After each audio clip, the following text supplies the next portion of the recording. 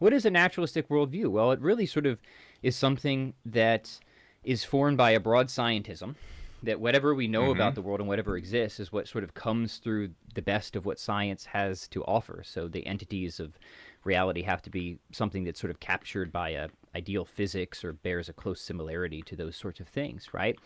And Right. so your epistemology is going to constrain your ontology of the sorts of things that you think are kind of on the scene metaphysically that we should admit to existing and playing an explanatory role in reality, Yeah. right? So that has significant consequences, right? So naturalists who I think are consistent with the tradition of naturalism. Now, there's exotic naturalists out there who aren't consistent with that. We can talk about that as well. I would just argue that they're not consistent and they probably shouldn't call themselves naturalists. But people who are consistent with that, right?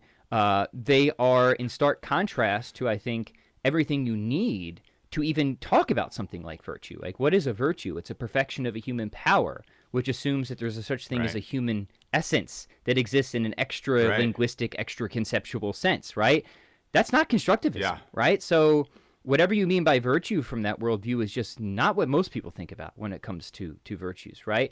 No, I So, think that's true, but I naturalism think is that they might meet. I think the counter would be, well, it's not about essence. It's about a human nature that I conceptualize as an extension of like evolutionary biology or anthropology. Like I can know as almost as a scientist would, as an anthropologist would, I can survey all these natural experiments of how people have ordered society or conducted their lives, right. and I can say, well, societies that do X thrive more than societies that do Y. Therefore, Y is a virtue, Right. and Yeah. X So and I see. X is a Yeah. vice. You know?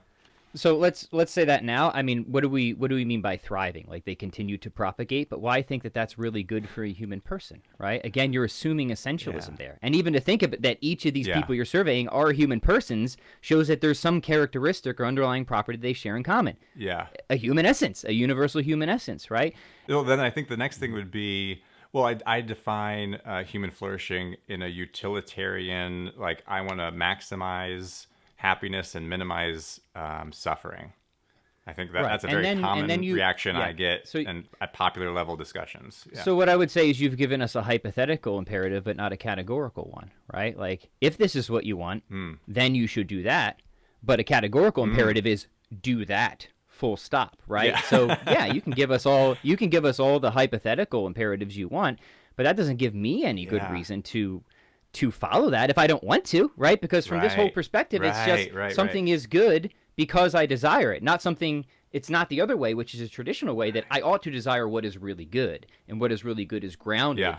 in a determinate human essence, which the naturalistic worldview has no room for because of its constrained epistemology and ontology. I mean, it was always sort of assumed that whatever Right. else naturalism is, it's sort of the death of essentialism, the death of teleology, all these components that we think, that I believe are fundamentally necessary to make sense of any sort of binding moral landscape, let alone categorical imperatives. So yeah, you can throw out all the hypothetical imperatives you want, but what we want is something with categorical force.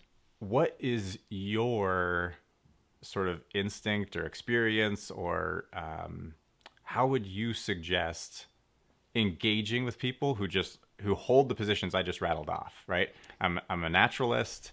I'm a humanist. I'm a utilitarian, and in my this hypothetical person I've constructed in my mind, who's an amalgamation of Yeah, a dozen people I've engaged with, they yeah, would yeah, they're say, out there. "Well, I am trying to develop a thriving society where that optimizes for individual freedom and minimizes suffering, and your like Thomist attitudes toward essentialism are an obstacle to people exploring their own, self-determined, value, and decisions about how to organize their own lives.